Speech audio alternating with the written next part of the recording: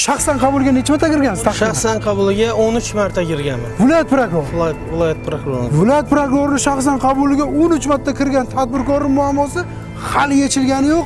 2021-yil prezident qarori chiqardi. Siz o'zingiz og'zingiz bilan aytib turibsiz, 2022-yil sotganmiz deyapsiz. Qanaqasiga zid bo'lmaydi qaror? Son sanoqsiz murojaatlar, son sanoqsiz to'g'ridan-to'g'ri qabulga kirgan tadbirkorga viloyat prokurori bir marta ham javob xati bermagan. Mana tadbirkorga munosabat, ana tadbirkorga yaratilgan imkoniyat, ana tadbirkorning holati. Hurmatli prezident, Xorazmdagi ba'zi bir mansabdorlar qilgan ayrim xatti-harakatlari sabab bechora tadbirkor o'z mulkidan bir necha yildan buyon foydalana olmay idora sarson. Yo'q, javob xatini o'zi aslida viloyat prokurori berish kerak. Viloyat prokurori berish kerak. Bermayaptimi shuni? Bermayapti. Bizga faqatgina o'rinbosaridan keladi javob xati. Viloyat prokuroridan javob xati olsangiz, undan norozi bo'lsangiz, keyin respublika prokurorini o'rinbosarlariga kirishga dostуп bo'ladi. Xo'sh, Xorazm viloyati prokurori nega biz bilan ko'rishmadi? Nega rasmiy munosabat bermayapti? Nega bularga ko'z yumadi? Savollar juda ko'p. Prokuror esa jim.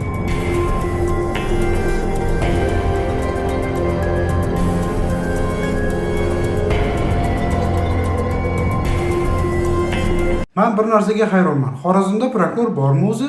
Xorazm viloyati elektroseti xodimlarini hamma ko'rib turgan qonunbuzarligiga nega prokuror ko'z yummoqda?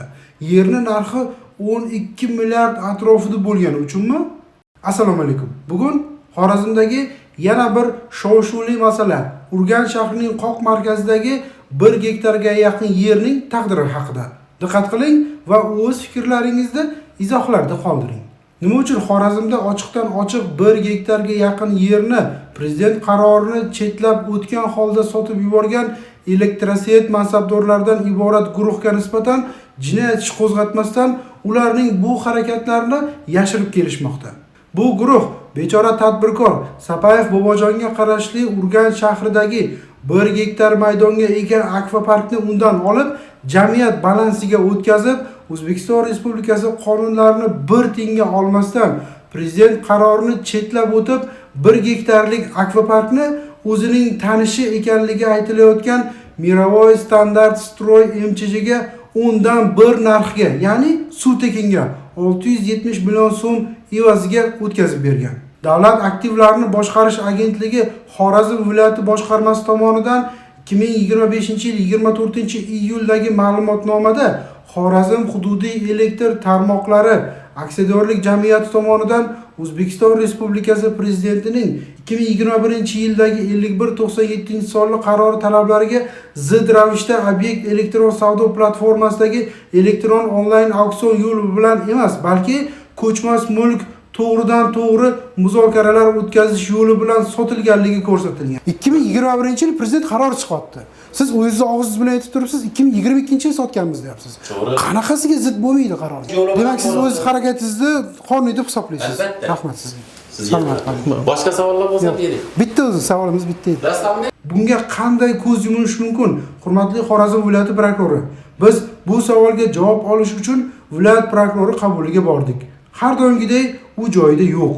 Qadrli el-bavar kuzatuvchilari, hududiy elektr tarmoqlari AJ Xorazm viloyatini ishlari bo'yicha biz kecha uni o'ziga ham tashrif buyurdik, savollarimizga javob ola olmadik.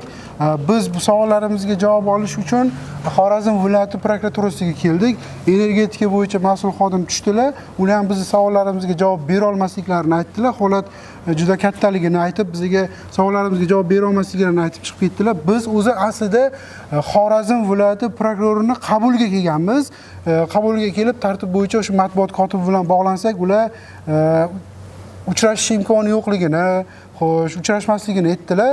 Prezidentning farmonini bir tiyinga olmasdan qonunlarga bepisand bo'lib, tadbirkorni qaqshatib olingan davlat korxonasi bo'lgan elektroset balansiga o'tkazib, 1 gektarga yaqin yerni 10 dan 1 narxiga, ya'ni suv tekinga o'zini tanishi ekanligi aytilayotgan firmaga o'tkazib yuborgan. O'zingiz o'ylab ko'ring, Urganch shahrida 1 sotiq yer hozirgi kunda taxminan 10 mingdan 50 ming AQSh dollari orasida turadi. Eng arzon narxlaganda ham 1 gektar yer maydoni 1 million dollar atrofida, ya'ni 10-12 milliard so'm atrofida turadi. Xorazmdagi mansabdorlardan iborat bu guruh esa ushbu yerni tanish ekanligi aytilayotgan firmaga bor yo'g'i 670 million so'm evaziga to'g'ridan to'g'ri oldi-sotdi qilib o'tkazib berib yuborgan.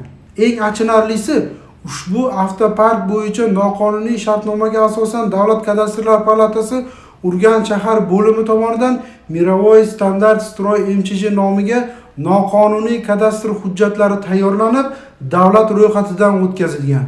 Demak, kadastr idoralarini ham bu guruhga bevosita sherik desak bo'ladimi? Nahotki ular oldi-sotdi shartnoma to'g'ri bo'lgan yoki bo'lmaganligiga qarashmasa. Xo'sh, Xorazm viloyati prokurori nega biz bilan ko'rishmadi? Nega rasmiy munosabat bermayapti? Nega bularga ko'z yumadi? Savollar juda ko'p. Prokuror esa jim. Tadbirkor Sapayev advokati bilan shu kunga qadar Xorazm viloyati prokurorining sayyor qabuliga 12 marotaba kirgan. Viloyat prokuraturasi va bosh prokuraturaga son sanoqsiz murojaatlar qilgan.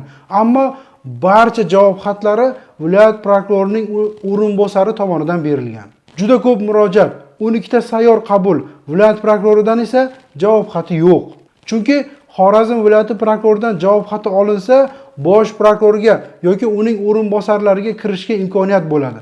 Bunda Xorazmdagi mansabdorlardan iborat guruhning harakatlari respublika bosh prokuroriga yetib borishi mumkin.